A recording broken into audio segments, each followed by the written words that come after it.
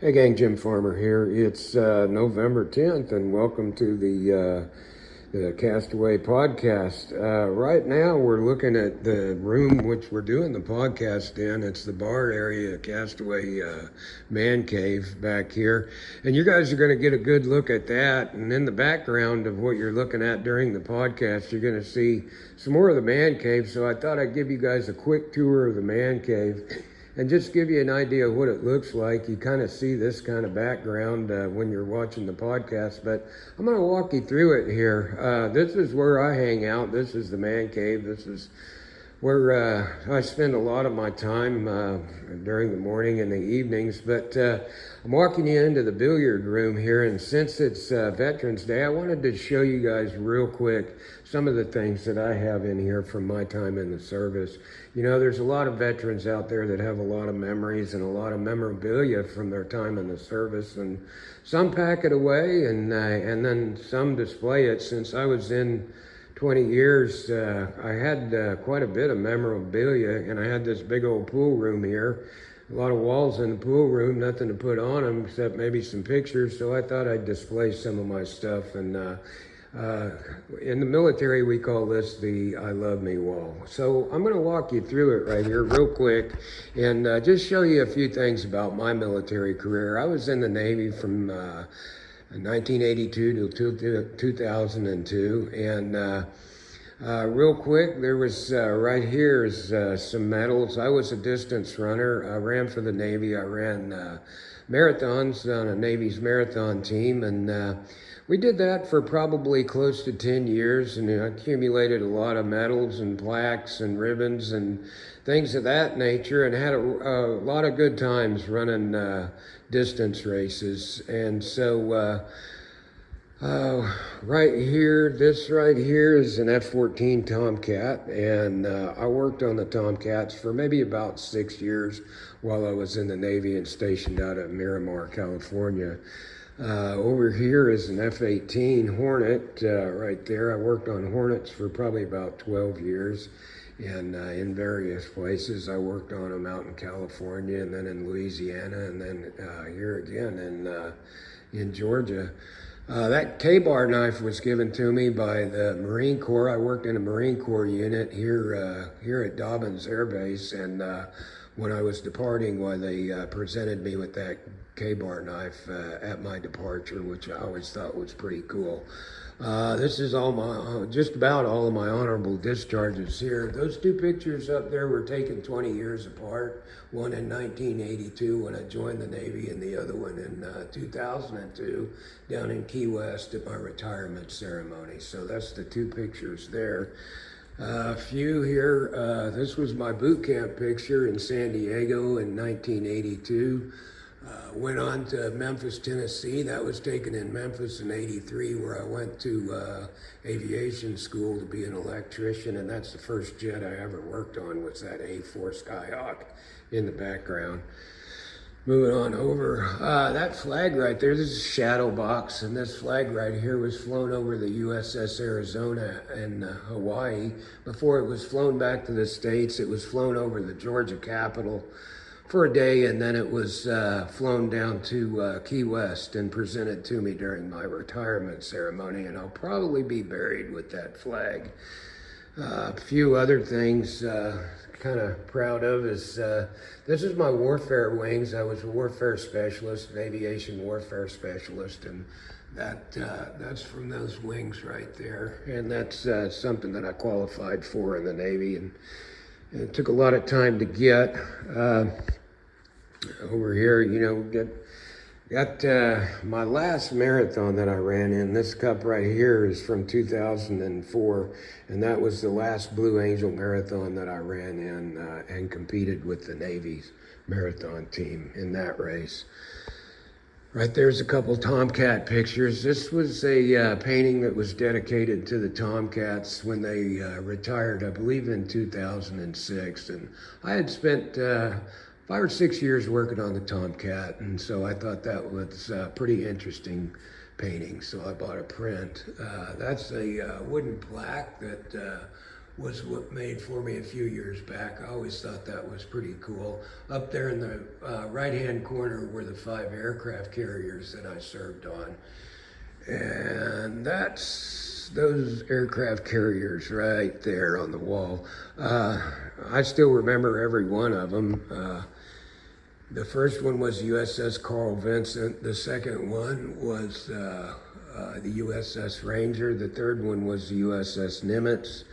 The fourth one was the USS Independence, and the last one that I served on was the USS John C. Stennis. And I served on the flight deck on just about all of these carriers. So that was quite an experience and a lot of memories there. But this is a good look at the man cave, and since it's Veterans Day, I thought I'd walk you guys through a few of the things from my military career. So enjoy the show. Happy to have the podcast for y'all, and so enjoy the show, and hope you're watching.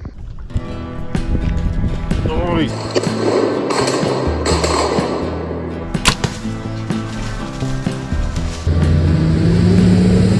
Hey gang, thanks for tuning in. It's the Castaway Friday Fish Fry podcast. All right, here we go. Welcome to the Castaway Friday Fish Fry podcast. This is our first show. I hope you enjoyed the intro, and since it's Veterans Day, I hope you enjoyed the little veterans explanation and tour of the man cave here. So we're just getting into it. Tonight, I'm your host. I've got to my right here, I got Jimmy Sanders, and Jack Young is just to Jimmy's right, and we're missing one part of the show. Jeff Nail's up in Missouri. He's going to be up in Missouri the whole month of November, and he's doing some deer hunting up there. And looks like he just shot a deer the other day. So we're going to hear more about Jeff a little later on. But for right now, it's going to be me, Jimmy, and Jack. And what we're going to do is we're going to talk a little bit about what we've been doing this week as far as fishing, and as far as the podcast goes. We're going to be doing a lot more with the podcast. We're just getting started, so, we're still kind of wet behind the ears with this, but we've got a lot of work left to do.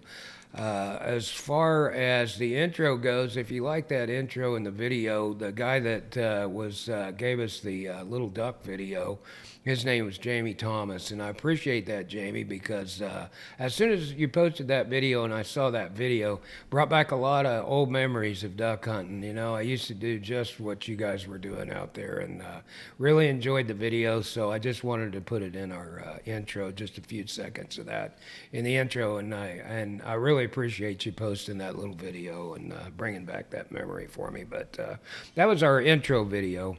Also, we've got a list of sponsors that we're going to be putting up before too long. We're still in the process of putting our sponsor page together, and we've got some pretty good sponsors out there. So far, we've got For Her Outdoors, outdoor apparel, and that's Jennifer.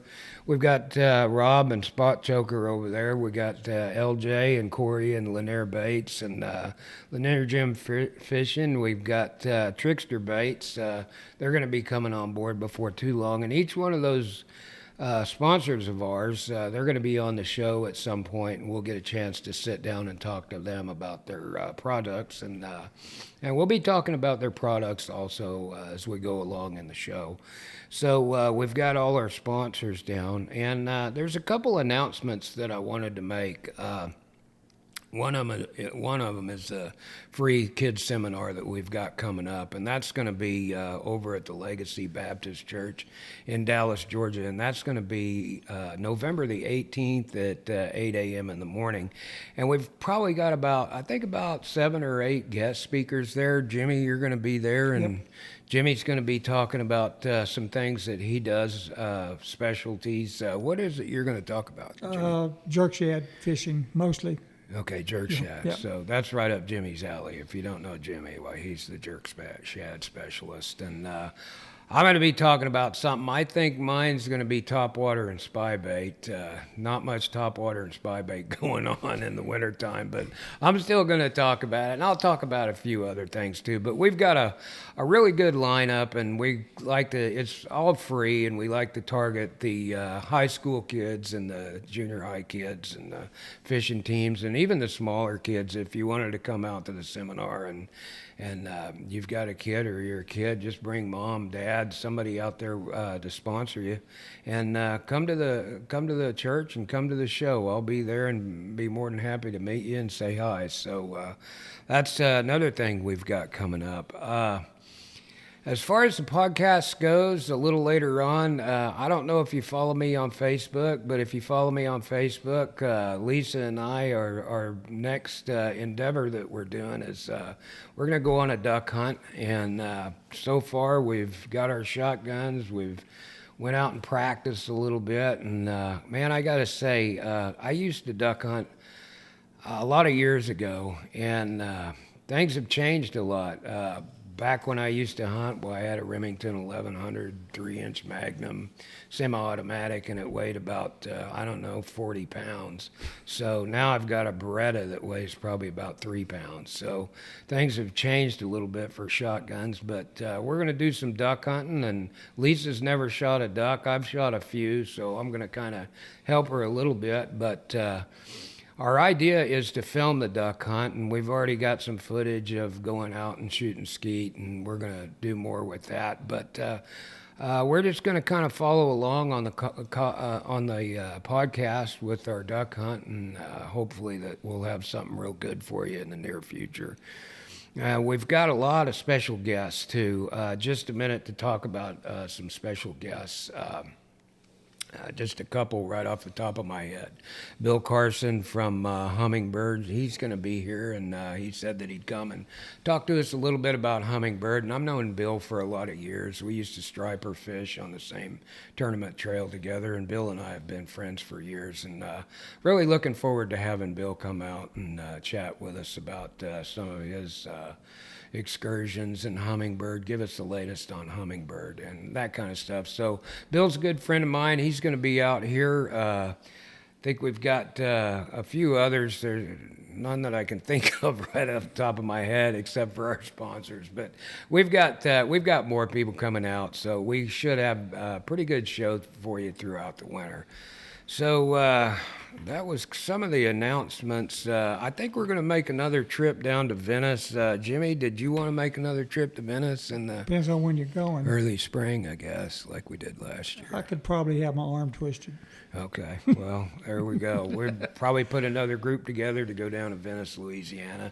I think, Jimmy, you've been down there, what, twice? I've been down there twice, and I've also fished the Pontchartrain also. Okay. Down there, so it's if you can get past the state bird, the mosquito, while you're down there, it's a heck of a fishery. It is, and me, Jimmy, and some of our other group, we've been down there a couple times in the last 2 years, I think, and we've really had a good time down there. We stayed at the the Venice Lodge? Venice Lodge. Yeah, the Venice Lodge down there. They've got great accommodations, got a lot of good guides down there. The last time we went down there, I think we all limited out on reds. We were limited out both times we've been down there. Yeah. So, and we probably gained 10 pounds while we're there too. Oh gosh, that freezer right over there is just stacked full of redfish and speckled trout right now. But I can tell it's getting lower. So when it starts getting lower, I would say, I venture to say probably February, March, we'll be back down in Venice this year. So that's another thing we got looking forward to, and of course I'll be filming that. I'll have my video camera down there, and we'll do some filming for the podcast a little later on, some Venice red fishing down there. So that's what we've got coming up. I wanted to talk a little bit about what's going on as far as the lake is concerned, and give you a little fishing report from this week. And I guess I'll start out with Jimmy a little bit, and I wanted to talk a little bit more about the turnover. But Jimmy, you've experienced kind of a slow week this week. The last 2 weeks have been slow, pretty much since the turnover started. Yeah. And I mean, I'm finding fish. I just can't get them to react. I mean, until today, I've been having trouble finding clean water. Something didn't look like pea soup. But it's looking a lot better than it did last week. I mean, it's improving in some spots, and in other spots, of course, it's just now starting. So, Yeah. but hopefully, with this next cold front coming through next week, hopefully that will speed the process up. But I've been pretty much inhaling air out there. I mean, I'm catching a few fish, but not like I have in November's past. Yeah, yeah. It's been kind of weird this year, and the reason I say it's been kind of weird is because every year's different out here. I mean, you can't compare one year to the next year. There's never going to be two that are the same.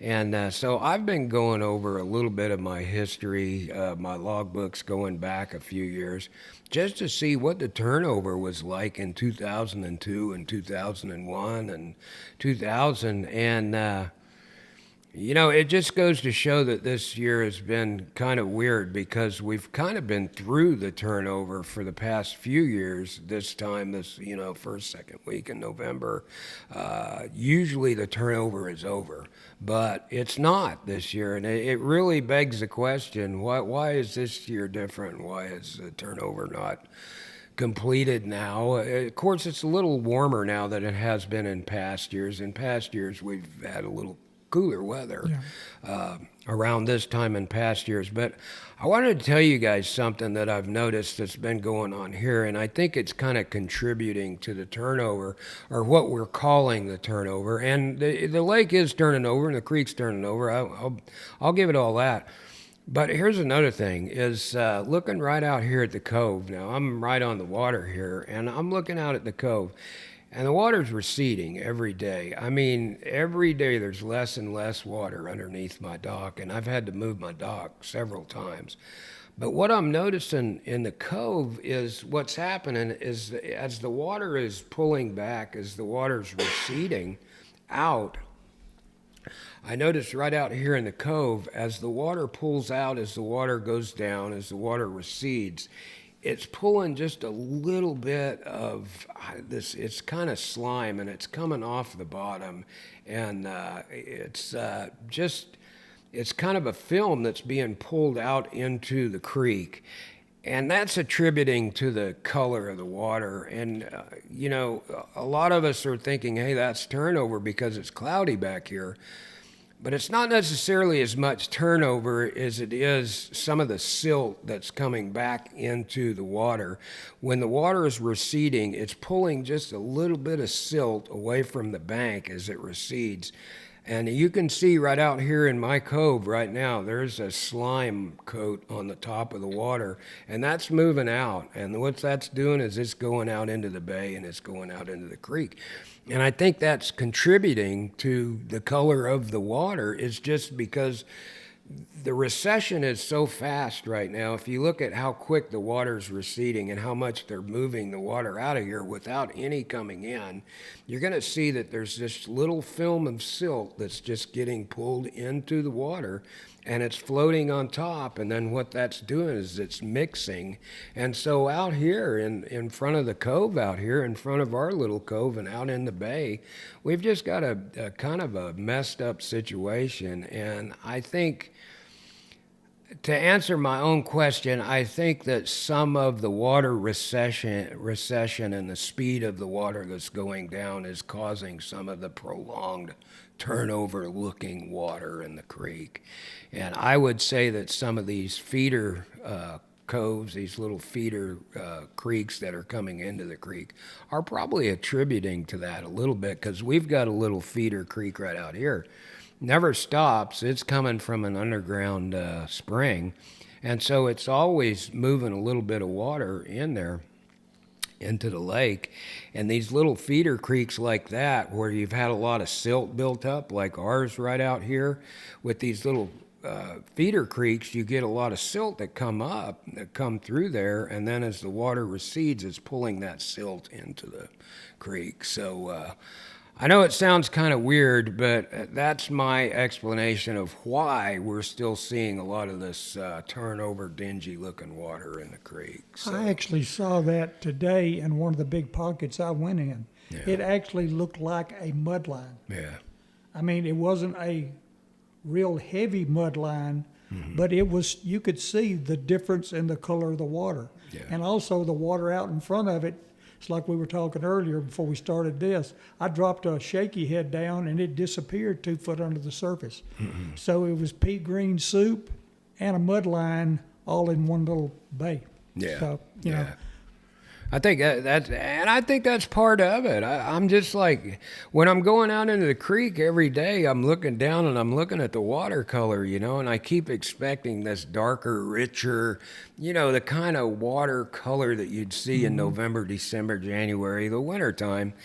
And it's like you said, you dropped your lure down, and after it went 3 or 4 feet down, you couldn't see it anymore. And that's not the way it's supposed to be. And, yeah, and that could also contribute to the non-topwater bite too. oh yeah, yeah. That's another thing is looking out here in the bay. Looking out the window in the morning. Usually every morning, early in the morning, right at dawn, we see a lot of topwater. We see a lot of surface activity out here. We can see it from the living room window. Just look down and, under normal circumstances, you would see fish out there feeding on bait, for an hour in the morning. And you can look out there right now and there is no surface activity, none whatsoever. And, that tells you that something is kind of a muss back here. But it's not necessarily that way everywhere. No. I guarantee you somebody caught a topwater fish today Yeah. on Lake Lanier. I know. It just wasn't Jimmy. No, it wasn't Jimmy. It was Jake. Jake Woolers texted me early this morning, and he said, I got like 2 on top water, and I was like, ooh, top water when he told me that. But that was early, and he said he was out on the main lake. And I'll tell you something about main lake early in the morning in November. You can go out there and hit a few of these humps, and early in the morning you can find a little bit of top water out there on them humps. You just got to hit them at the right time, and then hopefully it's not a striper. Hopefully it's a big bass and not one of them pesky stripers, but they're out there too.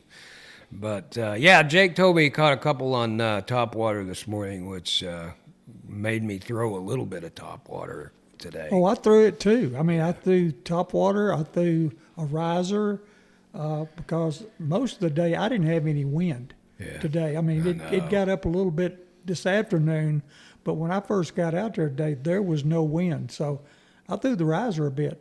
Yeah. Never got a smell. Had a few surfacing fish come up in one spot, and threw the riser, threw a walking bait, nothing. Yeah. And also threw the shaky head in the brush piles where the fish were surfacing above the brush. And they were pretty much above the brush, but they would not react to anything. Man, it's tough. It's weird to get these fish to going, like yesterday, just to give you a little bit of what I've been doing this week. Today's Wednesday. I was out on Monday, and it was tough on Monday. I mean, it was tough to find fish. I went up lake a little bit. Got some smaller fish here and there, but it wasn't like I got on any kind of pattern. There's guys out there that's doing a lot of junk fishing right now. I guess that's the main thing is just throwing a lot of different fish or throwing a lot of different baits at these fish to see what they'll react to.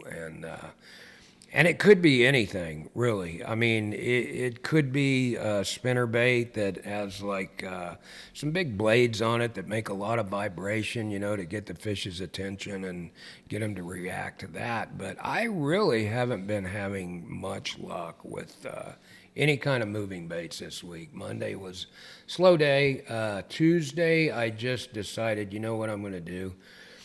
I'm going to go out there and I'm going to throw the worm around, and I'm going to show you guys real quick what I've been throwing this week. And I threw this last week too, and some of you guys already know this, but this is a Z-Man. This is the big TRD right here. A lot of you guys have already seen that, and now they've got a scented big TRD. Them things that really, they stink. But anyway, I've been trying those, and here's what I've been doing. I've been putting them on this little 1/4 ounce Boss jig head, and little Boss there. There's the jig head right there. If you can see that little jig head, it's got a little keeper on it, but that's my favorite keeper for these Z-Man baits. And this is a big TRD and PB&J here. And this Stretch that thing out before you put it yeah, on. yeah. Well, you see, this is the thing about these baits. They're so soft, and so you can just, and when you pull them out, a lot of these Z-Man baits are embedded with salt too, so you get a lot of salt in these things. But these have got some kind of stink juice on them. But here's the way I just hook it up real quick. Just slide that on like that. Just bury the hook in the meat of the body. And I'll tell you something about worms too, and I'm a stickler on this. I got to have my worms straight. When I throw this thing, it's got to be straight. It can't be all jacked off to the side like this, got a kink in it with a hook sticking out or something.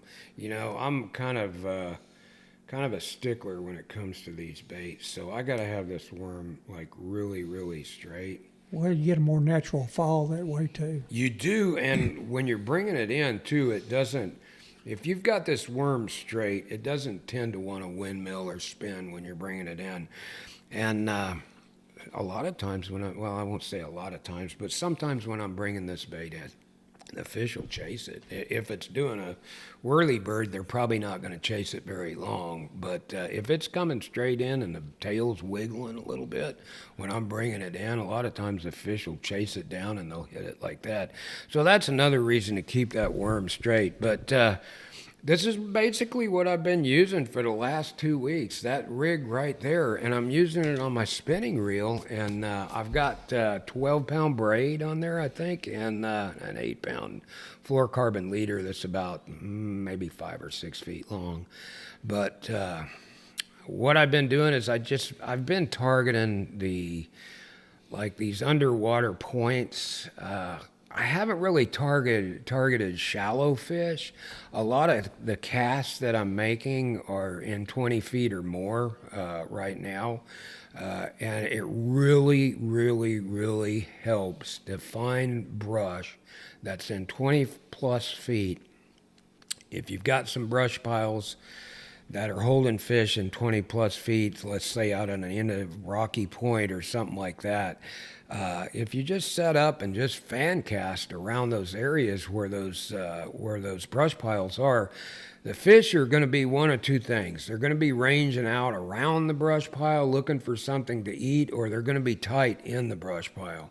On Tuesday when I went out, I made a little video. Maybe some of you might have seen that video, but in the video that I made, I was throwing that worm right there.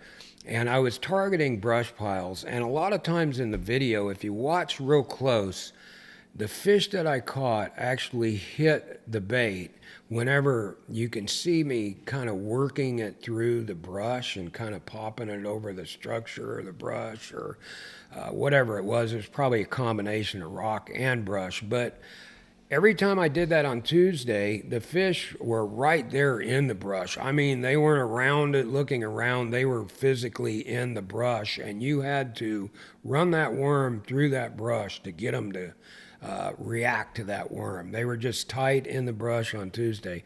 Now, today when I went out, different story. The brush that I caught them out of yesterday, they wasn't there today. Very few of them was even around the brush. I don't know where they went, but I caught less fish today than I did yesterday.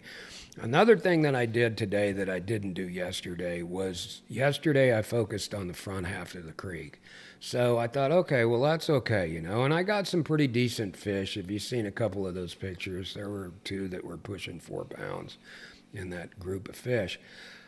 So I said, okay, so I know there's fish out there in the front third of the creek. So today what I wanted to do was I wanted to focus on the back of the creek. So I just focused, let's say, on the back half of the creek. Caught some fish, not like I did yesterday, but I did catch some fish. My biggest fish back here was about 3 pounds, and I caught two that were around 3 pounds. I got a couple pictures of them, and I caught some smaller fish.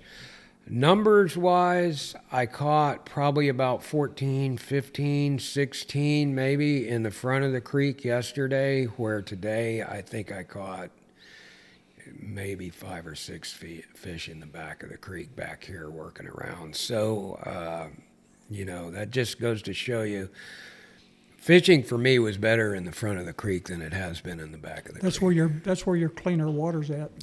Yeah. So, and I can tell in the front of the creek, I'll look down and sometimes I'll see that nice, clear, rich colored water, where back here it's kind of soupy, dingy. And another way you can tell it's turnover too is if you look where a boat is ran, if there's a bubble trail behind that boat, Yeah. and them bubbles look like stinky bubbles, Yeah. what I call stinky Yeah, bubbles. they're kind of off-colored. They are. They kind of look like something that might have come out of the sewer or something.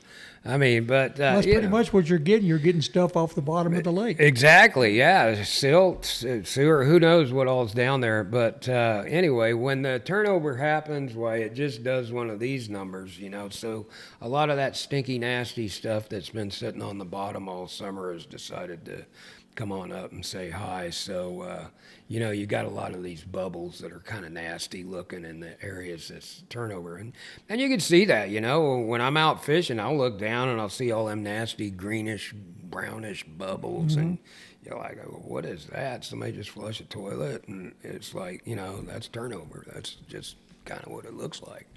So, dealing with that is really hard, and it's hard every year. You got to think outside the box. You got to move around a lot. You might need to hit 30 places in a day's time, 40 places in a day's time.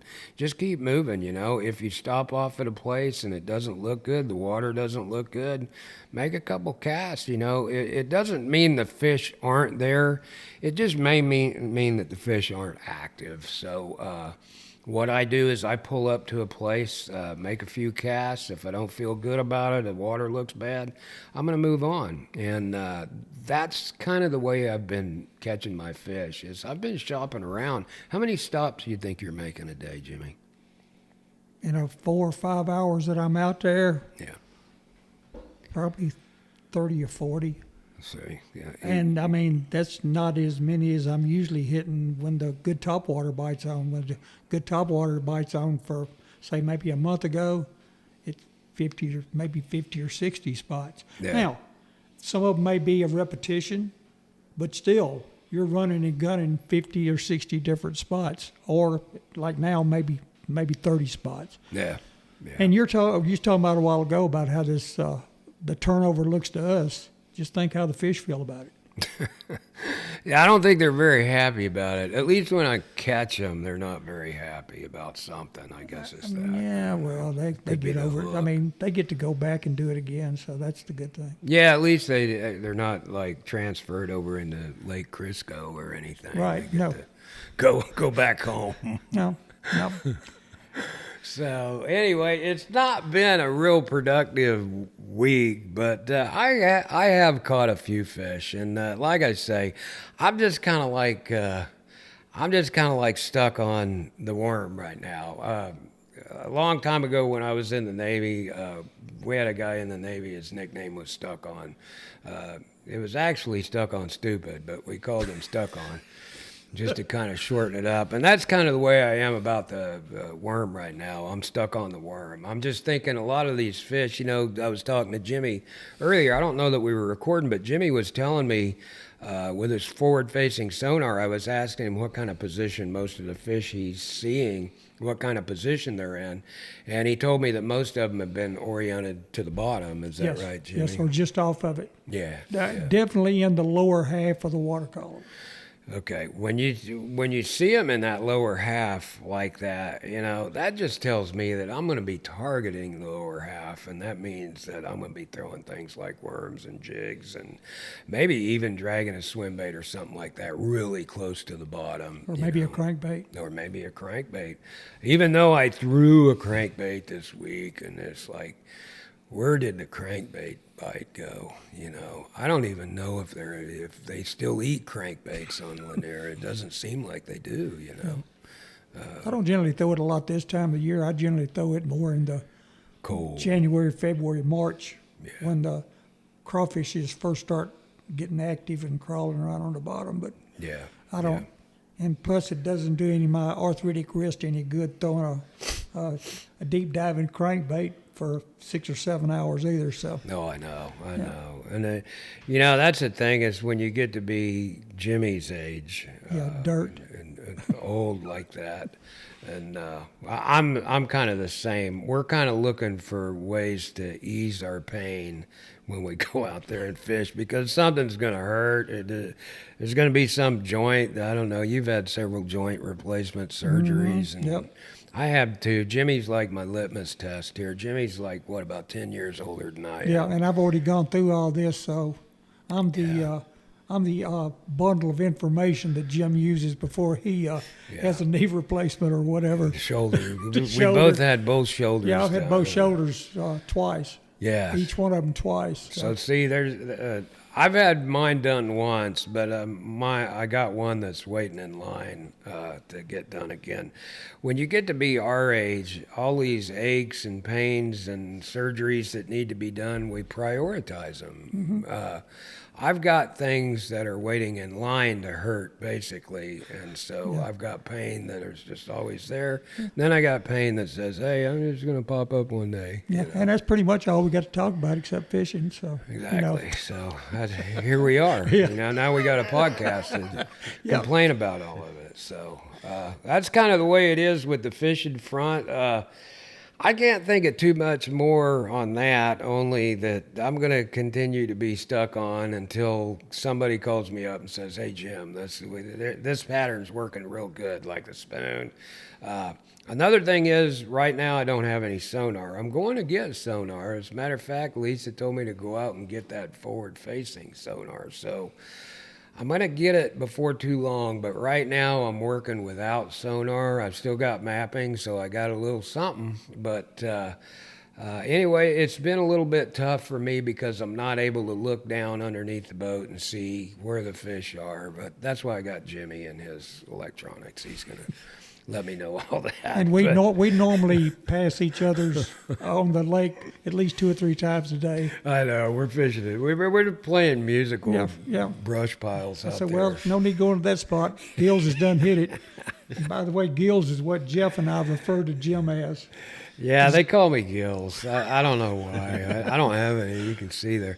But anyway, fishing's tough right now. I think there's a tournament, probably 2 or 3 tournaments this weekend. I wish we had more for you guys, but basically I just say have patience, hit a lot of spots, throw a worm a little bit, throw a jig a little bit, and maybe throw a few moving baits, Yeah. So I didn't throw a moving bait all day today except the riser and the top water. And I didn't throw, like I said, I didn't throw them much. yeah, It just, it wasn't paying off.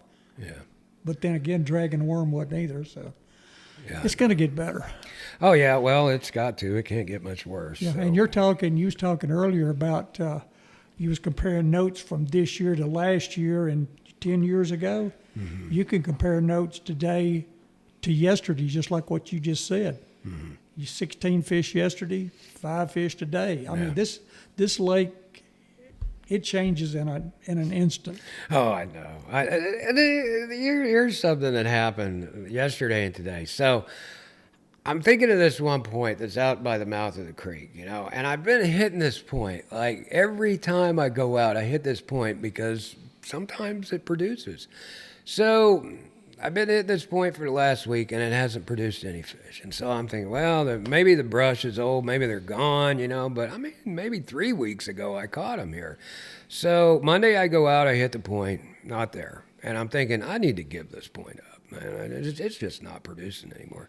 So I go out Tuesday. I come to the point, first cast, it's like, whop, something just slams a worm, you know. It's one that was a little shy of 4 pounds, close to 4 pounds. I'm like, ooh, it's nice.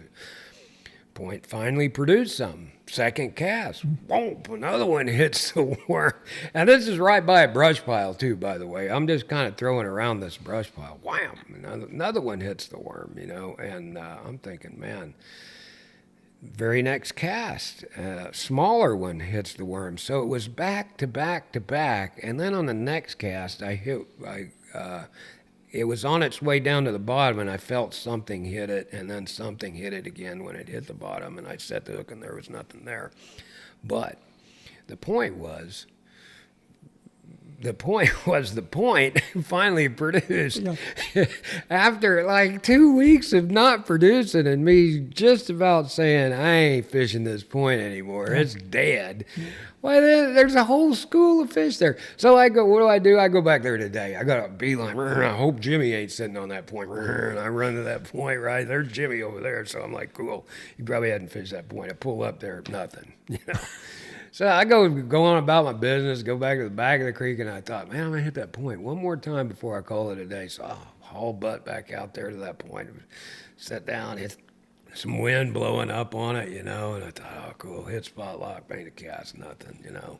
Spent 10 minutes there, nothing, you know. So it's kind of like BR3 over there. I seen you sitting on BR3. I went over there, and I'd usually be able to get a fish. Usually I do too. Yeah. It wasn't happening. No. Not today. You know? Nope.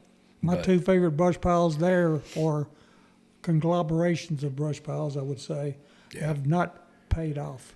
No. And that's just the way it's been, you know, is what works today might not work tomorrow. So good luck if you're fishing this weekend in these tournaments.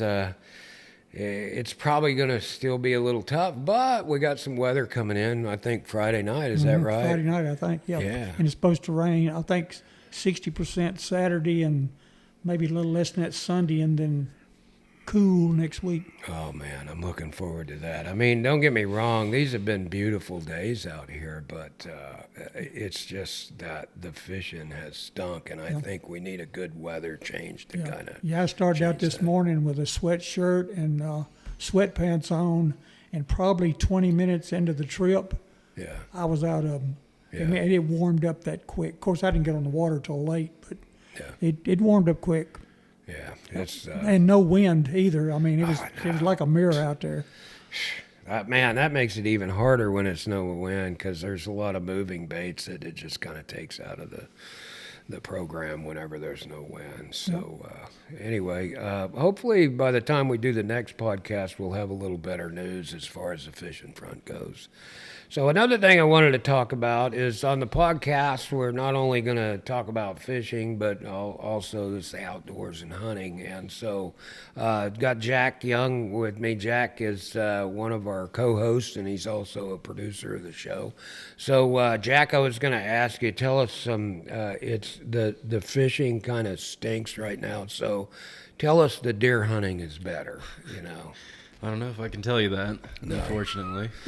I don't know if is it El Nino this year? Yeah, that might be what's contributing to the weather issues. So, when it's warm, the deer don't want to move either. No. You know? And what we've had since deer season started, probably three cold fronts and one good one.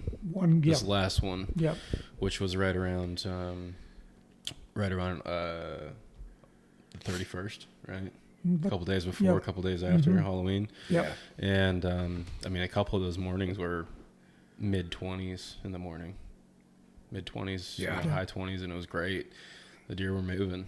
But ever since then, it's just, the bucks have been nocturnal for the most part. Yeah. On public land, I have a lot of cameras. Private land, I have a lot of cameras over bait. And whether it's over bait or high percentage areas, just, mature bucks are just pretty much nocturnal.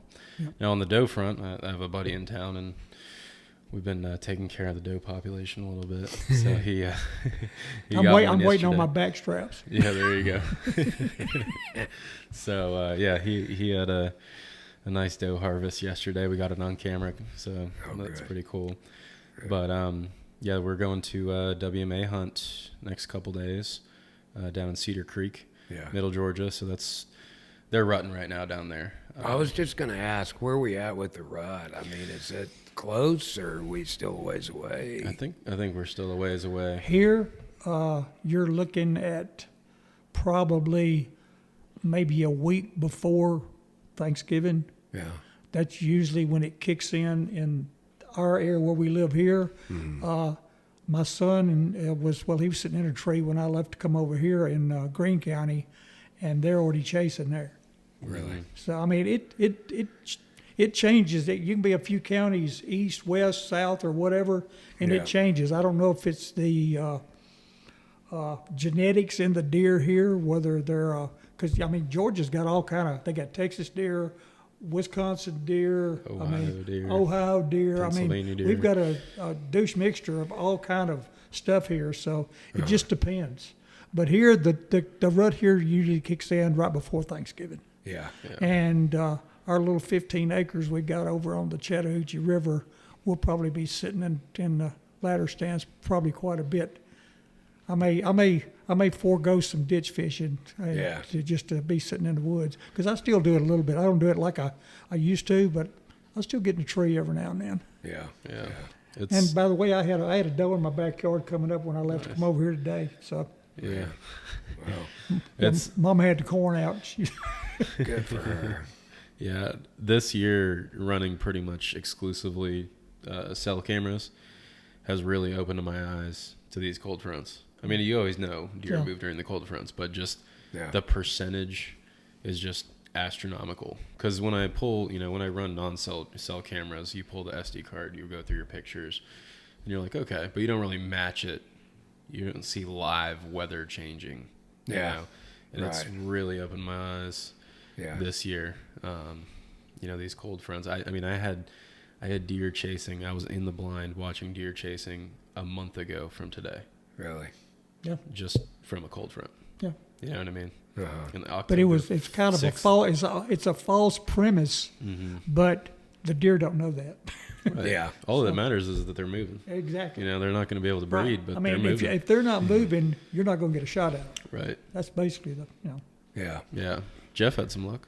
I saw that, and I was just going to talk about that for just a second. Jeff Nail would be here. He's going to be gone for the whole month of November, but he's up in Missouri at his home up in Missouri, and he's doing some deer hunting up there, and he shot a nice buck, I think, a few days ago, over the weekend or something. Was it yesterday or day before yesterday? Maybe the day before yesterday, yeah. Looked like a nice little 9-pointer. Yeah, Jack could probably throw up a picture of that so we can see that. But and he also, from what I understand, helped his neighbor drag a big one out of the woods the week before, his first week out there.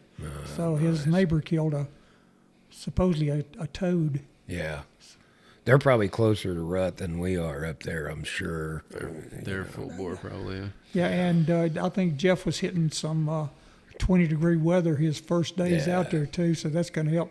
It's going to help too. I saw that, yeah. Well, we'll have, I think we'll be doing one more podcast before Jeff gets back, if everything falls in line, and then Jeff will get back, and then we'll do a podcast after the Thanksgiving holiday and going into the 1st of December, and we can get Jeff on board with that one. So we'll have one more podcast without Jeff. I know y'all are just dying to see Jeff and look at that big beautiful long hair. Yes, flowing long hair and stuff like that. But we missed Jeff, man. It's kind of a bummer that he's gone for this just recording. But it kind of leads me into the last part of our show. What we did is I think it was probably a week or two ago, we actually recorded me, Jimmy, Jeff, and Jack sitting around the bar here. And what I did was I asked Jimmy and Jeff to bring in 2 or 3 of their favorite winter baits that they use, and I pulled out a few that I use, and we just spent some time, a pretty decent amount of time, probably 45 minutes, an hour, and we talked, me, Jeff, and Jimmy kind of talked about our favorite baits that we use over the next, say, 3 months, and we plan on doing this about every quarter just to give you guys an idea of what we're doing, looking forward for the next 3 months. So we'll do another one. It's probably going to be early spring. But we just sat here at the bar. We turned the cameras on, and all 3 of us talked about some of the baits that we like to use over the winter, over November, December, January, February, that time frame. So that's the next segment of the video, and we're just going to kind of roll right into that. And we do a little bit of introduction at the first part of the video because it was the first video that we shot. And as far as there was one camera angle. The camera angle for me was kind of off at my good side. I set it up to where it was showed my prettier side.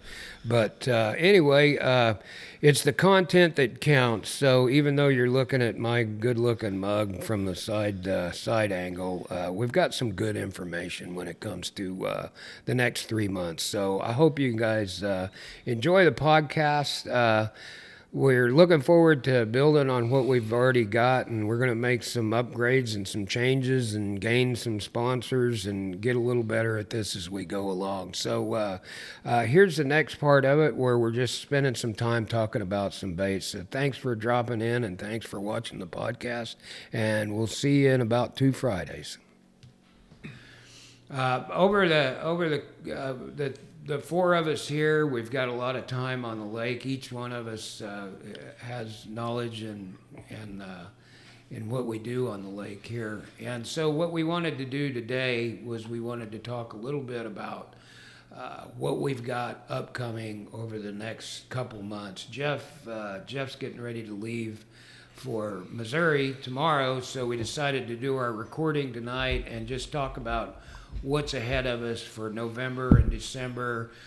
Each one of us had brought some of our favorite baits with us to talk about a little bit going into November and December, and what baits we're going to be using, what patterns we're going to be looking at, and some of the things that we use. Of course, things change during the course of the winter, but these are our favorites, and it's something that we use every year. So, Jeff, you've got a little bit there in front of you, so how about telling us a little bit about your baits?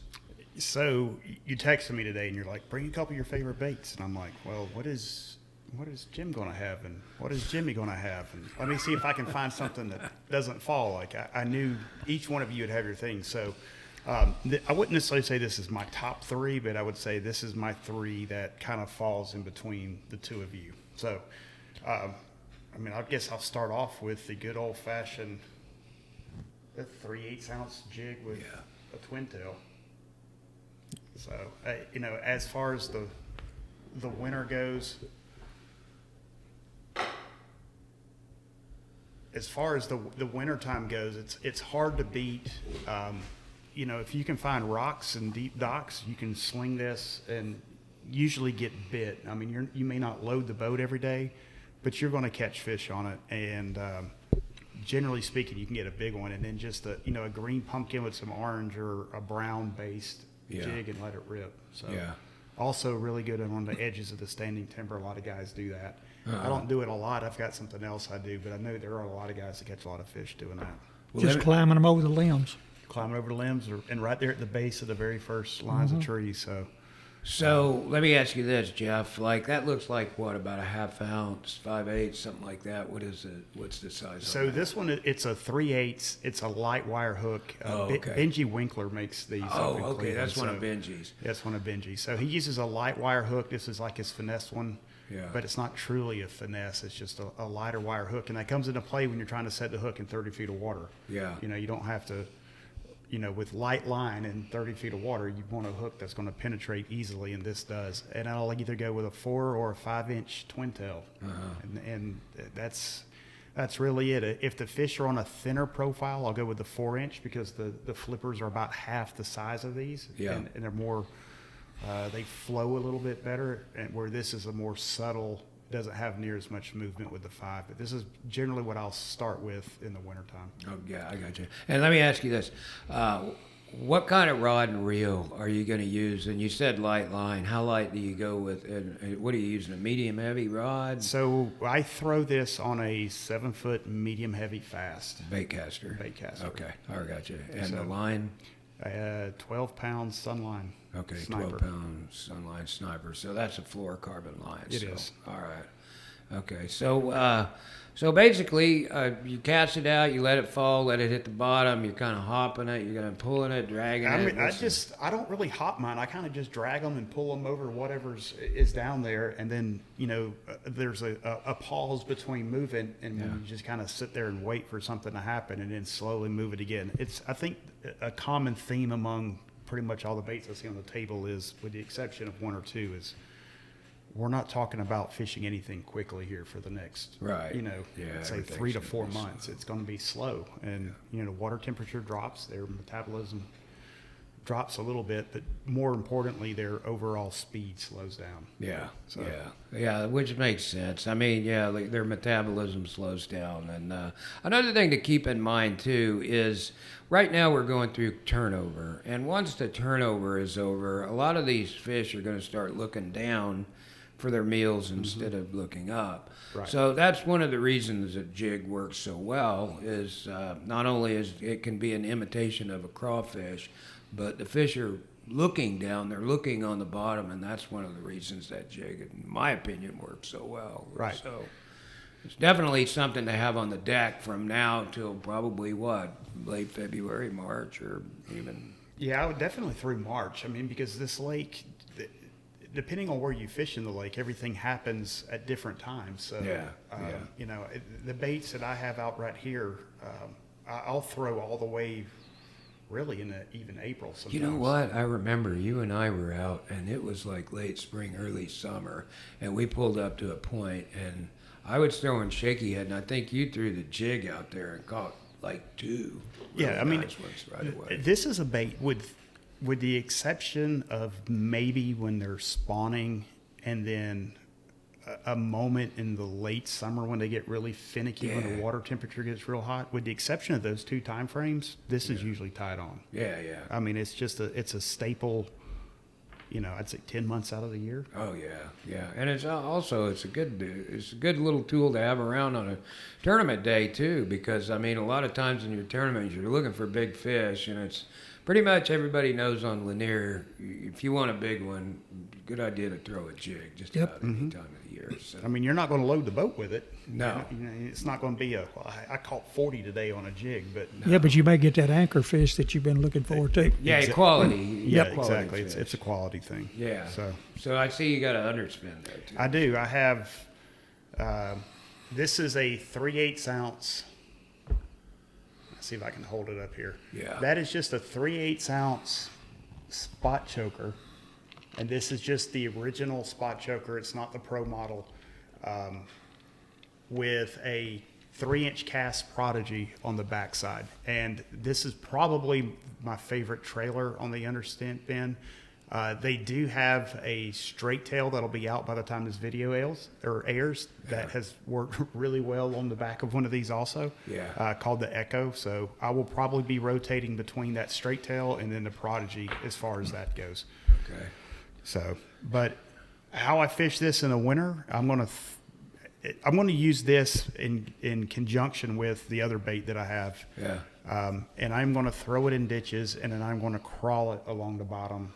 Yeah. Painfully slow across the bottom. See, that's another thing that a lot of people don't realize is, even though this is an underspin, so you're thinking, it's a moving bait because it's an underspin. when it gets to be January, February, that moving bait turns into a crawling bait with that underspin, and it's not swimming anymore. It's crawling. It's crawling, Like and I that. think the blade. I mean, I know guys that have thrown this, and they'll actually take the blade off. I mean, Yeah. they'll take a pair of pliers and cut the crane swivel off. I don't know why they spend the extra money for an underspin for that, but they do. But the other thing I think is, if you're throwing it someplace where there's rocks and stuff, the swivel and the little blade, you get a little bit extra sound that you're not going to get with just a straight jig head and paddle tail. Clicking in there. Yeah, and sometimes little things like that's the difference between you getting a bite and not getting a bite. Oh yeah, yeah. And I just remembered something too. I don't know. It's probably been 7, 8, 9 years ago. Casey Ashley won a Bassmaster on Hartwell. On an underspin. Yeah, that's actually Remember his that? home lake too. Yeah. It was. Yeah, I remember when he won that Yeah. tournament on the underspin in the wintertime, Yeah. dragging it. Yeah, his dragging daddy it on made the those. Yeah. Yep. Yep. Yeah. So that's kind of a staple here on Lanier and the ditches in a lot of these lakes in the south. So just dragging it on the bottom is. But it's pretty much like watching paint dry. Yeah. It It is until you get Until you get bit. Well, until you get into a big school. Yeah. And then once you get into a big Yeah. school, it's yeah. yeah. I joke around. My mother-in-law last year when we had the really bad cold front come through right before Christmas, and she's like, "Are you going fishing tomorrow?" And I was like, "Well, yeah, I'm going fishing." She's like, "Why? It's going to be freezing." I'm like, "Because I know about 1 out of every 10 to 15 trips when I go out in the wintertime, I'm going to absolutely waylay them." Yeah. And sure as all get out, the next day I go out and I absolutely was waylaying them. And I called my wife and I was like, "Hey, if you and your dad want to catch some fish in the next 4 days, you need to bundle up and come to the boat ramp There you because it go. is on like Donkey Kong today." Yeah. So they bundled up like Eskimos and came out and we caught a bunch of fish, and it was a lot of fun. We caught a bunch on a spot choker that day actually. It could be a killer bait. I mean, in the wintertime, the ditch bite with the underspin is just awesome. And I think the little willow blade in the back, when you, for me, when I go to drag it, sometimes I'd hop it and it'd jump and the willow blade will spin a couple times and then fall back down. And I think just that little bit of hopping, little bit of spinning action from that blade can maybe imitate a small thread fin that's on the bottom. Yeah, that's on his last life, and he's. I mean, no different than a small jigging spoon, Yeah. a small Hopkins spoon or something like that. I mean, if Yeah. you talk about the little baby Hopkins spoon, you're not talking about something much bigger than the blade that's on this. Yeah. So And a lot of the bait that the fish are eating in the ditches are no bigger than an inch, Yep. You pull some of these fish up and you sling them in the boat that they've come out of the ditch, and you see them barf up 5 or 10, little old 1-inch shad or something Which- like that. really brings me into the last one that I brought, which Yeah. is probably my favorite wintertime bite, and that's just an overall. It's a finesse swim bait, and the two of them that I throw is A, the Cast Prodigy, and B, the 2.8 Kitech, which is probably what started the whole finesse swim bait movement. Would be Lord, that yeah. Kitech. So all this is a 2.8 Kitech on a 3/8 ounce dirty jigs head, and there's a couple other heads out there that work very well that I use, but that is what got me addicted on the finesse swim bait bite, and then it's kind of snowballed from there. But if I had to say, if you can have one bait in your boat from December through, I'll go even all the way through March. If I could have one bait in the boat, that's what it's going to be. Yeah, that's a good one to have. I mean, and a 3/8 ounce with a 1/0 hook and a 2.8. Yep. And I'm going to let it rip. Yeah, I mean, if I were to take one bait out there, if I had to eat, if I needed to eat real bad and catch a fish real bad, and I just take my boat out here in the creek, and I needed to take one bait with me to get it done, probably if it's January and February, it's going to be that little swim bait. And finesse they're bait. already starting to get on this now. Oh, I figured they were because I heard you talking about and asking about it the other day. I'm like, okay, Jeff must be on a Kitech bite or something. Yep, He's so- bringing that up a lot. I started throwing it here probably within the last 2 weeks, and the big fish haven't gotten to where they're on it yet, but there are some massive schools of like Yeah. 8 to 12 or 14-inch fish that's in the backs of the creeks right now. And if you find one of those schools, either a jerkbait or just Kitech, I mean, and you don't sink it on the bottom, you throw it out and you wind it slowly right through them. Yeah. And, I mean, I went through a whole pack of Kitechs in like an hour the other day. Oh gosh. Yeah. What's the difference in the weight of the head that you're throwing now compared to what you'll be doing in, let's say, December and January? So it's the same size hook. They're still the 1/0 hook, but Yeah. I will go down to an 1/8 or maybe a 3/16 when Yeah. they're suspended. Yeah. And I'm just swimming it. Yeah. You can do this along, let's say, during the month of November. You can go find them suspended, oftentimes in the shallower portions of the ditches. I'd say less than 15 feet and less, and then you can just swim these right through it and just. You can have a field day. Yeah, I before remember they one day settle all last the year way we down. found them, but they were in probably 5 or 6 foot of water. That one little place we found them last year. Yes, and so what you're talking about, I found that it happens on both sides of the ditch bite. So it's going to happen in the fall as they're moving into the ditches, and then it happens again in March and April when they start coming out of the ditches. That they will get up and you can waylay them dirt shallow in this thing also, and you just go with a little bit smaller head, so you're not Yeah. you can keep it up in the water column. Yeah, I know. In wintertime, it's basically 3/8 Yeah, that's tungsten too. Yeah. correct. So, real quick, when we're throwing these finesse baits, and I already know this, but for everybody watching out there, for me, when I'm throwing that, let's say 1/4 ounce or even a smaller head than a 1/4 ounce, I'm using a medium rod, something around 7 feet. Is that or medium light? You going medium light or medium? So my primary rod for this is a 6/8 or 7/3 medium extra fast Now we're talking spinning. spinning rod. Yeah, same here. Same Yeah. here. So a 6/8 or a 7/3 medium extra fast. I would say probably one of the most underrated aspects of the rod that I throw these on, and I've learned this through trial and error, is this is one of the areas where you don't want to skimp on a sensitivity of a rod. Yeah. Because the bites in the winter can be so soft and so subtle, and if you miss one, there's certain things you can do to get more bites. And if you don't know you had the bite, then you can't do that to get more bites. So I would say this would be an area, obviously a jig and a shaky head and a drop shot. Everybody knows that is an area where, a very sensitive rod can pay huge dividends. Yeah. I would say the next area would be the small finesse swim bait. Okay, so we got kind of a finesse rod there. So where are you going with the line? 8 pound, nothing smaller than 12 pound cast braid. Oh, okay. All With right. a 7 to 8 pound Sunline Sniper fluorocarbon leader, Leader and leader length. maybe 2 feet. You're just a couple of feet. You're probably not even going up to the first eyelid on your No, rod. I do. right? I do every. Okay, so I think casting distance is more important when it comes to Yeah. this, because the more water I can cover, the more efficient I can be, and the more fish I can catch. So in order to do that, and it also helps protect my joining knot, is I do my best when I'm throwing these not to allow that joining knot to ever even go through the first island. Yeah, which makes good sense. You're not breaking it down and plus too, when like for me myself, if that knot is, let's say, down right in front of the spool, I'm losing probably 5 to 10 feet on every cast because that knot is hitting every guide, Right. leaving it. And you're wearing that knot Right. down every time you do that. Go through it, yeah. Because when it's going to break is when you get that first bite. Yeah. So I mean, Never fails. Or a 4+ pounder. Or a 4+ pounder. Yeah. next to the boat. Yeah. Yeah. I mean, the other thing to think about too is, generally speaking, we're throwing this in the winter deeper than 20 feet. yeah. Yeah. In the wintertime, there's always, I'm not going to say always, there's a lot of times color in the water. And then your best bite on this is, for me, a lot of days is when it's cloudy, Yeah. very overcast.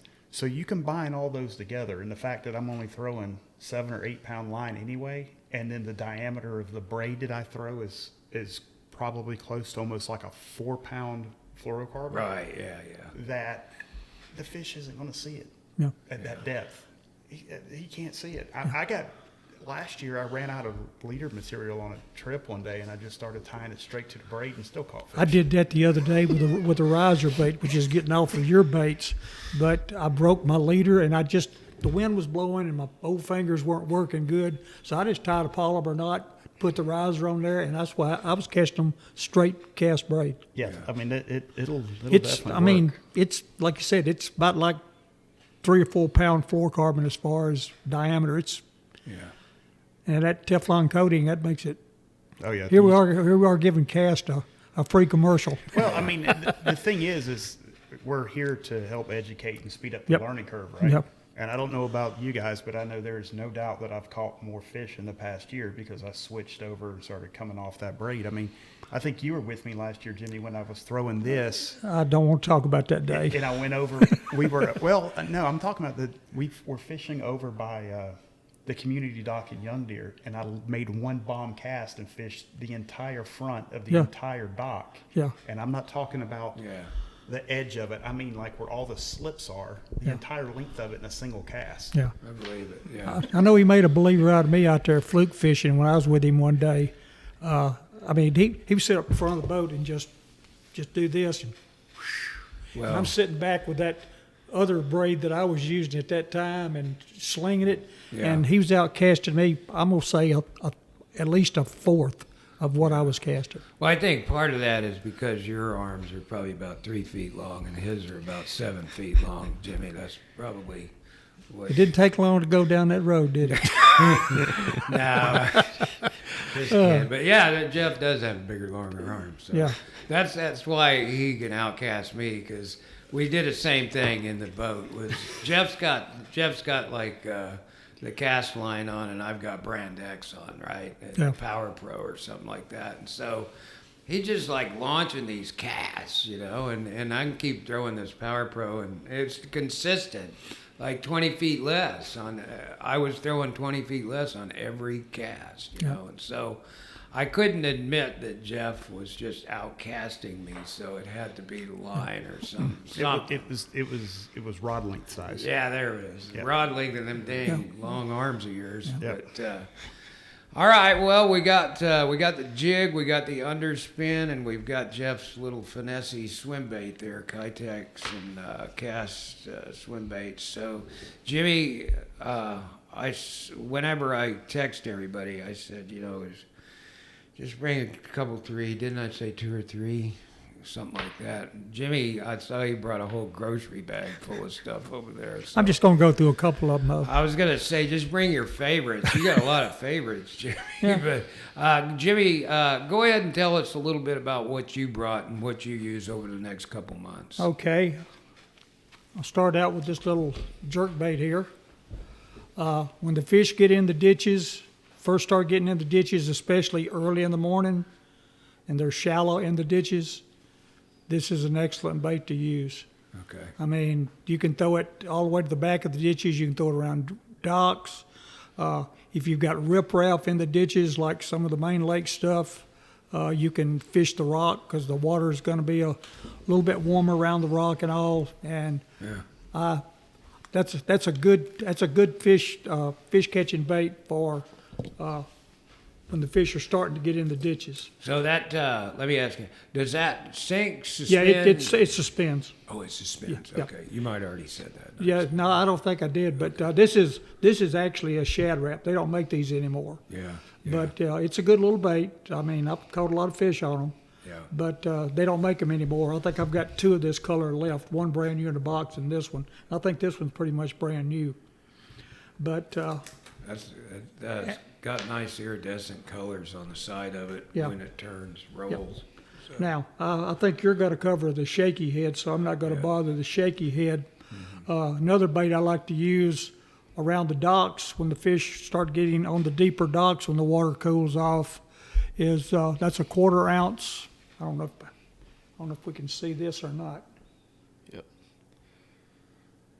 It's called a Ned rig, and you can fish little 3-inch stick worms. I like to use a little crawfish bait like this right here on it. Just give it just a little bit more, and fishing it, throw it out, let it hit the bottom, drag it a few feet, let it sit there.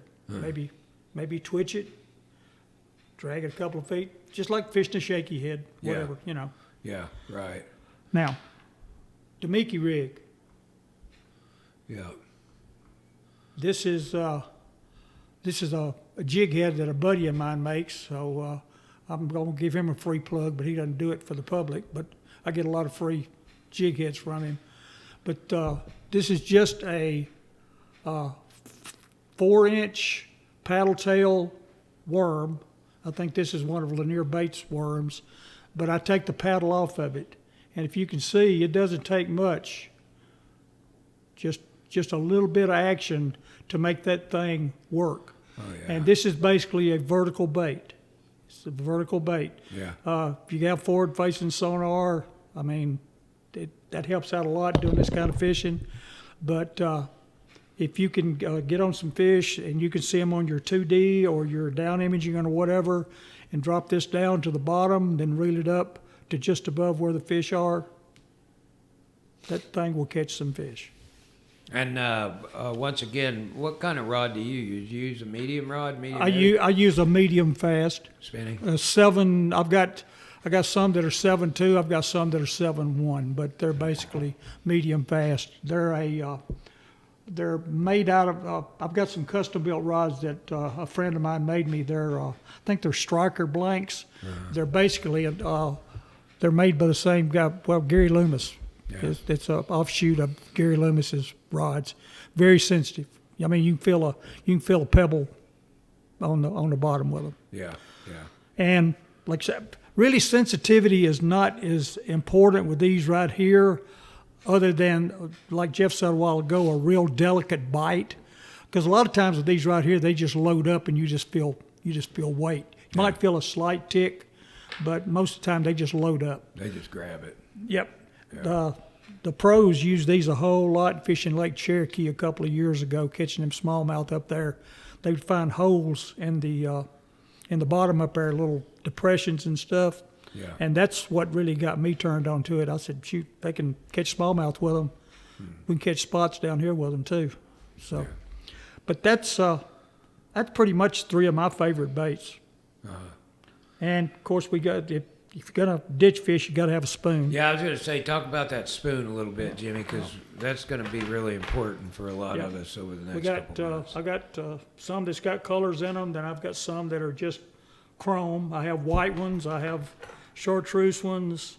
And when the fish get in the ditches in, say 35, 40 foot of water or whatever, Yeah. if you can find the right school of fish, you can put 40 or 50 fish in a boat with these things right here. Oh, And- yeah. Yeah. I know you and I we both have a special little creek out here in Ball Ridge that we usually are jockeying for position on in the wintertime, but Yeah. I know some other guys that have gone in and fished that same thing and just sit in one spot and catch 50 fish. Yeah. And you don't necessarily have to just drop it down. If you got fish out in front of you, you can pitch it out Oh, yeah. and hop it back. It's not just vertical fishing. Yeah, I mean, and you and I have both done this. We've cast those spoons as far out as you can cast them, and I've seen Jimmy do it before. Bring it back with a slow retrieve or hop it, but let it hit the bottom and then hop it back. A lot of times, if I'm going to cast that spoon, I want to make sure, number one, that the area that I'm casting it to is pretty much clean of a lot of structure, or else you're going to wind up giving your spoon away. But a lot of times, if it's a flat bottom, like the end of a point or something like that, I'll hop it, as well as fishing it vertical, right underneath the boat. Yeah, but I don't give it big hops, especially with the colder weather. Yeah. If I'm throwing it out, and I don't do really anything fast when I'm fishing vertical either. I'll just lift it up, Yeah, let it fall. let it fall back down. Yeah. And if it doesn't go all the way to the bottom or all the way to where the end of your line was before and it stops, Yeah. set the hook. Yeah, Because more than likely, a fish has got a hold of it. Exactly, and another thing about the spoon is you want to control your fall a lot of times too. If you just like drop your rod tip sometimes that fish is going to hit it when it's falling, and unless you've got a controlled fall rate where you're keeping a little bit of pressure on that spoon as it's falling, you'd never know that fish hit it. Right, and that's one of the reasons why most of the time when I'm fishing a spoon, I'm fishing with a bait caster. Yeah. I can control the fall with my thumb. With your thumb, yeah. Right, where with a spinning, it's a little bit harder to feather the line and let it drop slowly. Exactly. Yeah, it's a two-handed job with a spinning rod, where it's a one-handed job with a bait caster. Yep. But I fish it on probably 10 to 12 pound fluorocarbon. 10 to 12 pound fluorocarbon. That sounds about right. Is it all fluorocarbon? Or you Yeah, got no, I use the one. Very few times on a bait caster. A lot of times I don't use a leader. I just use either. I've used very little mono anyway, unless I'm topwater fishing or whatever. But if I'm fishing any kind of dragging bait or any kind of moving bait, I'm normally throwing fluorocarbon. Yeah. Just total fluorocarbon. Yeah, just total fluorocarbon. Okay. I got you. Yep. All right. So that's a spoon. And that's going to be used, like we said, from probably late November all the way into. But depending on Mother Nature, she plays a big part in this. Yeah, once again, it's one of those deals where as the water starts to cool, the fish kind of head on out into the deeper parts of the ditches, and that's when the spoon comes in handy. So is that what you got there, Jimmy? Does that pretty much cover it? Yeah, it pretty much got it. All right, so that leaves me the rest. So over the next couple months, like right now we're going through the turnover. So when we're going through the turnover, the fish are in every stage, they're in every depth, they're in every water column from the top, or maybe not so much the top anymore, but going down a good ways. So once the turnover completes, and I look for it to start completing in the creek probably in the next 3 weeks or so, next 2 to 3 weeks. I figure it ought to be complete in the creeks by about the 15th of November, maybe even a little sooner. There's a video that I brought up today, and I showed these guys where the turnover was kind of complete, and we got our first really major cold front, Arctic cold front, on November the 6th, November the 5th and 6th of last year, and November the 7th I went out and made a video of using the shaky head. By that time in the creek, November the 7th, the turnover had pretty much completed. Now, that's not to say it wasn't still going on out on the main lake, but the way this works is it always starts in the back and works its way out of the creek. Right now, where we're at is it's out in the creek. It's just about from front to back of the creek in different places, all the way out to the mouth almost. I mean, BR3. It is. Yeah, BR3 was where I stopped catching fish going back. BR1 was bubbly the other day too. Yeah, so it's probably pretty much spread out through the whole creek. Now, we're going to get another cold front through here probably, I think, Monday, something like that. Yeah, Monday. it's already moved into the northwest. It's on its way. Yeah, so that's going to be our coldest one of the fall. We're probably going to see some 30-some degree temperatures. When we start seeing that, and that first front that comes through, the creek will start clearing out, especially if we get a lot of wind. It's going to help clear the creek out. It's going to start clearing out. Fish are going to start looking on the bottom for their foods. They ain't going to be much more top water. You might see some, but not a whole bunch. But the focus for me is going to be on the bottom. And probably my number one bait that I'm going to be using when it gets to be early November to mid-November and running all the way through the winter and into early spring is that shaky head right there. And there's a lot of different ways that I use the shaky head and areas that I use it, but that's just one of a lot of different jig heads that I use for the shaky head. I didn't bring the one that I usually use, but anyway, that's a shaky head. A lot of times I'm going to throw that around rocky points, around docks. I checked some docks yesterday when I was out, and there wasn't very many fish around the docks yet. As a matter of fact, I didn't catch any around the docks. But once the turnover completes here in another couple 3 weeks, that's going to be my primary bait, the shaky head. There's a couple of different worms that I like to use. One that we have a video for is one that I picked up last year on the video, and that's a power bait, and this was the General. And I featured this in a video that I made last year. I think it was November the 7th that I made the video, and I featured this on a shaky head in the video. So I think here in just a little bit we're going to watch the video and kind of go over the video, but it'll kind of explain a little more about how I'm using the shaky head, and the area that I was using it on was Rocky Point. The point was facing the northwest, and the wind was blowing out of the northwest. So basically the wind was blowing right onto the point, and so I just spot locked off the point. And I spent most of the morning catching fish after fish after fish on the shaky head. So that's a shaky head, and we'll talk a little more about that as we go along. But I think the second bait that I like to use in November and December is crankbait. This one is a shad pattern crankbait, and I like to use that one a lot. This is a square bill. It's kind of a shallow diver, but I'm going to use that one a lot because it's got a shad pattern to it, and usually in November and December you've got a lot of shad that's up around the bank. So I'm going to throw this around the bank quite a bit into really shallow water, and that's the crankbait. That's a shallow one. If I'm fishing a little deeper or around docks, I'm going to use a little deeper diver. That one dives to about 8 or 10 feet. And this is kind of a medium diver. And this is a kind of a chartreuse pattern that I use a lot of times in the winter too. And it's a little different than the shad pattern, but the concept's still the same. And that's the chartreuse medium diver. And last but not least, we got the good old XD5, 5XD. It dives to about, I don't know, close to 15 feet, maybe 13 to 15 feet. It's one of the first crankbaits that I used on Lanier. And it's a 5XD, and it's got a shad pattern to it, but there's different patterns, but this one gets down pretty deep. So if I'm fishing deeper stuff, I'm going to throw this around deep, dark rock, rock bluffs, places where I can get it down deeper and get it to kick up some mud. So that's the 5XD, and that's another crankbait that I use on Lanier. So you guys got any questions?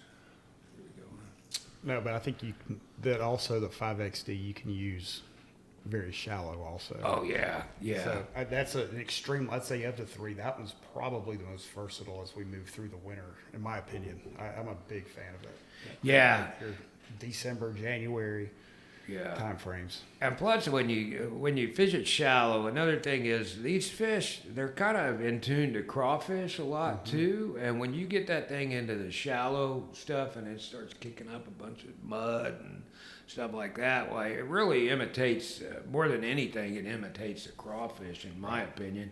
But I mean, the fish react to it because it's something down there kicking up mud, you know, and it looks edible, so they're probably going to react to it.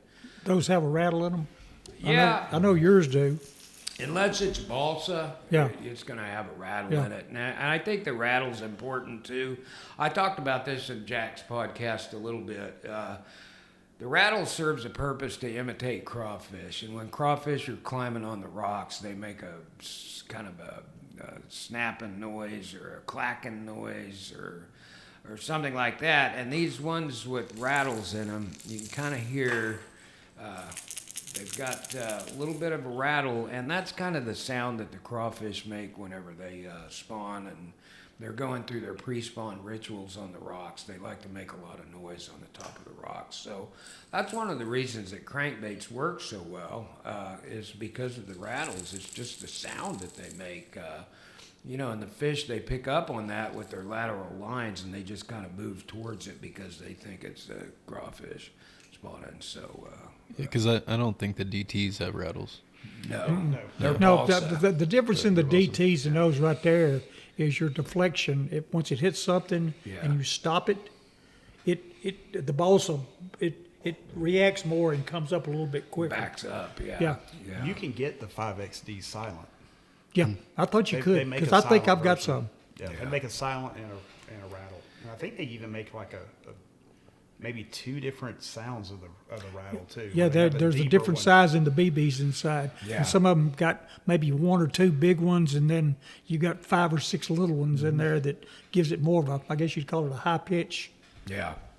Yeah, you could have like bigger ball bearings in there and kind of make it a one knocker. I don't know. This one might have a little larger ball bearings, but yeah, you're right. It depends on the size. You know, a lot of times they'll put small BBs in the tail because the tail wiggles more Yeah. than the front end of it, and so those small ones in the back they tend to rattle more Yeah. as the back of it moves a little more. But you know, crankbaits. Talking about the crankbait in Lake Lanier. If you've followed me over the years, you can see in some of my older YouTube videos, if you go back 6, 7, 8 years, you're going to see a lot more crankbait videos than you do now. Back then, Lisa and I, we were using crankbaits a good bit, but we used them a lot as far as trolling them or casting them. But here over the past few years, since I've picked up the shaky head more, I've kind of put the crankbait down, and then of course we've talked about the green slime on the rocks and how that's kind of degraded the crankbait bite as a whole. But still, I'll throw it a little bit, especially after the turnover happens. I'll be out there throwing crankbait here and there along with the shaky Yeah, head. well, it's like what we were talking about before we went on film here. Hold on, I got my R30 cans. Crankbait, especially a big crankbait, works on you. I mean, it's a lot of drag. Sure. And I'm like you. I've come to the point where I would just rather sit out there and do this and Drag a worm. drag a worm. Yeah, yeah. You know, just wait for that thump. But it's just a lot easier on me. I mean, I still throw a crankbait, but Sure. I don't throw it near as much as what I used to. Well, yeah, understandable. It's the same way, not only a crankbait, but it's that way with me and say a Alabama rig. You know, I mean, that's a lot of work for an old dude. I mean, Yeah. you're old, I'm old. Jeff's still kind of young, and Jack's young. But anyway, when you get to be our age, when you get to be older, slinging that heavy stuff all day will wear you out, Yep. you know. So you're right, you know. I mean, for an older person, dragging that worm is a lot less work than slinging the heavy stuff all Yep. day. So. And I've come to where I'm catching a few more fish on a shaky head too because I'm using it. Yeah, there you go. I mean, what's not to like about that? It's Yep. all geriatric gear. There's a couple more that I actually brought, 4 or 5. But there's a couple more I want to talk about. And this is something that you can use throughout the winter on any windy day. And I don't care if it's November, December, January, February, all the way into April. If you've got a windy day where, and a lot of times you will have on post-front days where you've got a lot of wind right behind the front, you know. It's out of the north, it's out of the northwest. I'd say a lot of times these fish, after the turnover happens, they're all going to be feeding on the bottom. But there's times where they're going to eat the spinnerbait, and you can't rule it out. And just about any month of the year, any guy that's worth his salt in bass fishing, when you say, oh, there's some wind on a point, he's going to say, did you try a spinnerbait? You know, because it's just that you got a windy point, it doesn't matter. Somebody's going to, inevitably, they're going to say, did you try a spinnerbait? You know, dang, I didn't try a spinnerbait. But that's one thing that I've learned over the years, and it's more prevalent in the spring and in the late fall to early winter is the spinnerbait bite on points. For the last couple weeks, right now we're in the last week in October, and for the last few weeks, when we've had these fronts that's come through, on the backside of that front, we've always had a good windy day, maybe 2, maybe even 3 windy days, you know, where I could go out there. And for the last 2 weeks, I've tied on a spinnerbait. This is a mini-me spinnerbait by Spot Sticker. This is one of a few that he has. This is like the chrome blades, mini me. This is a 1/2 ounce mini me with a chrome blade. And I don't know if you can see it in the camera or not, but if you look at that blade, you're going to see like a blue flash in there. He's got like this little blue flake in there. It's like really, really small, but it's on both of the blades, and you can kind of see it. And even though you can't see it really well on the camera, these fish can see it really well on the lake. Can you guys see the blue glitter in that? Oh, yeah. Well, when you get out in the sunlight with this blue glitter, I mean, it really, really flashes. Jack, I don't know whether we can get that zoomed in or not to where you can see. Can you see that? Yeah. So the little blue flake, it's the size of that flake is .038. It's some of the smallest flake you can get. But when I first started using his spinnerbaits a while back, I started noticing that the fish really like that flake. And that was the chrome, but you've also got the white one too. It's got a white blade on it, and you can kind of see the blue flake in that one too.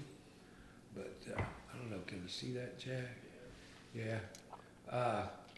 So that was the second one. And I'll tell you the difference in these two spinnerbaits too. There's one that's white and one that's chrome. On the low light, cloudy days and early in the morning and late in the evening, I'm going to use like the white blades. It just seems like it stands out a little bit better during the cloudy days or low light, early morning days. So I'm going to start out early in the morning on a windy point. If I find a point that's got wind on it, I'm going to start out like that. Trailer wise, in the spring, I didn't use a trailer, and I caught a lot of fish on this without a trailer in the spring. Now this fall, I've been using kind of a fluke trailer. It's one of Lanier Baits' jerk shad trailer. They got like a little 4-inch jerk shad. Yeah, they just come out with it. Yeah, the one they just come out with. So I've been using that trailer for this one this fall, but to be honest with you, with either one of these, I would try it without the trailer first, and if you really don't think you're getting bit or you're not getting bit, I would go with a trailer. But sometimes these spinnerbaits like that, they work just fine without a trailer. There's different kind of trailers you can use. Like I used to use a paddle tail a lot, like the little Kitech. I use that kind of trailer. Here lately, it's been kind of a split tail fluke, but that's the spinnerbait. You throw it with a trailer hook, any?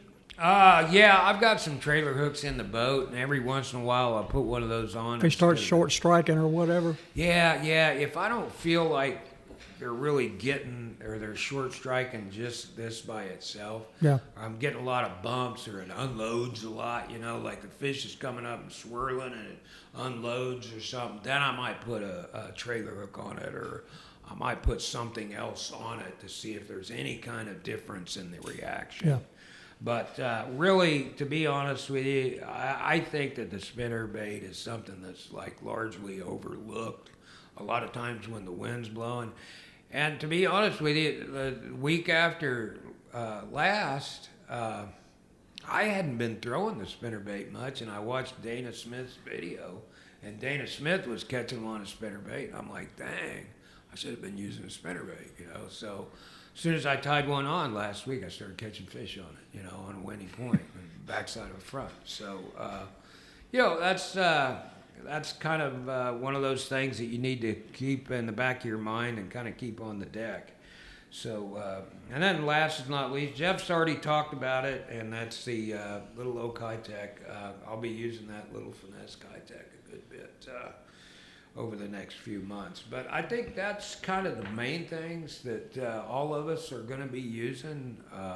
You guys got anything to add? Jimmy? No. No. Like I say, it's late October right now. You guys aren't going to watch this till November the 10th. Things are probably going to change a little bit as far as fishing reports go. As we sit here right now, it's Wednesday. I didn't fish today. Did you fish today, Jeff? I did. No, I didn't fish Jimmy, today. nobody I was sitting in a tree this morning. Well, that's just as good as fishing, almost. And like I say, Jeff's getting ready to leave for Missouri. So, I am. I'm doing my annual fall sabbatical to the Midwest, so I'm going to go enjoy some cornfields and soybean fields and whitetail and whatever else I happen to get myself into. You're going to dodge the rest of this turnover then and leave it to the rest of Yeah, us. it's not a coincidence that I bounce out right about this time of the year. I don't blame you. It's not the easiest in the world right now, but right now we're in that transition period. We're in a period where the bass don't really know what they want to do because the lake's turning over. There's a lot of nasty water out there right now. Well, you also we're still having 70, almost mid 70-degree days. So Yeah. I mean, the turnover there's not. While there is water turning over, there's still an awful lot it's a very slow turnover right now. So Yeah. you're not getting like the super nasty water. I mean, you're getting some off color and you're Yeah. getting some mixing, but it's not like we've had 5 or 6 straight days of highs in the 50s, lows in the 40s, and Yeah. there's a And next large week- next- volume of water. Next week might change some of that too. Correct. Yeah. So, First of next week, when that first Arctic front comes through, Yeah. that could change a whole lot.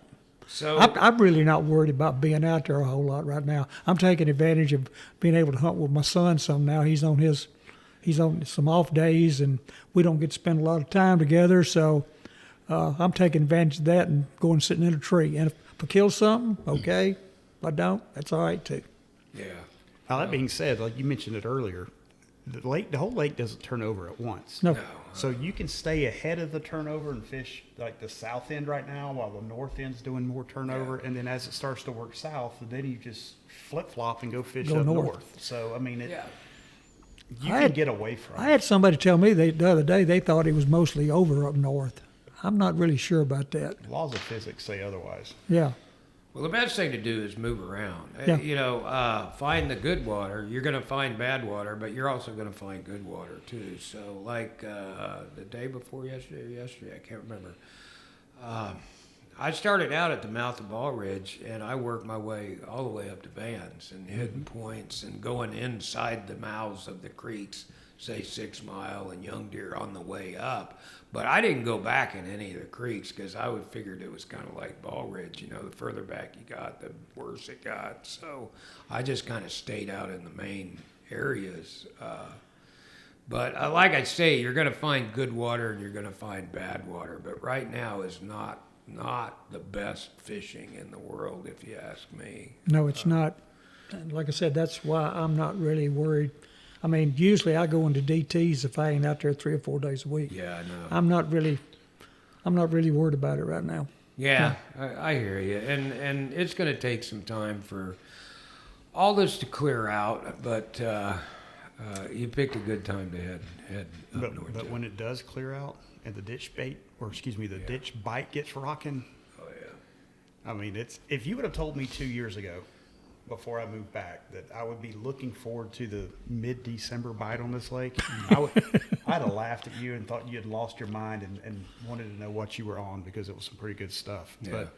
But I'd say on Lanier, the best day I've ever had for numbers is still New Year's Eve, 2 years ago. I had a client with a boat with me, and we absolutely wrecked them. Yeah. I mean, it was It was just some fun one of time. those special days. Yeah, I mean, it was. I mean, we probably had, I don't know, probably close to 70 fish by 1 o'clock in the morning, or 1 o'clock in the afternoon. Yeah, yeah. And the guy was like, "My hands hurt. We can go." Man, I tell you what, when these fish get piled up in these areas, you can have those days. You know. can. I mean, you're not going to do it every day. No. You're definitely going to go out there on a second day post cold front with high bluebird skies and no wind, and you're just going to pray for 5 bites. But like I said earlier on, you're looking for that 1 in 10, 1 in 15 day where Yeah. you just go out and it is an absolute just beat down the entire time you're out there, and that's what keeps you going the other. And a lot of times it takes a other little days. bit of searching before you can ever do that too. I mean, you can hit a whole lot of spots and they won't be there. Yeah. But you hit that one magic spot and they're there. And Oh yeah. Yeah. So- Well, that's what we've got to look forward to for the next couple months.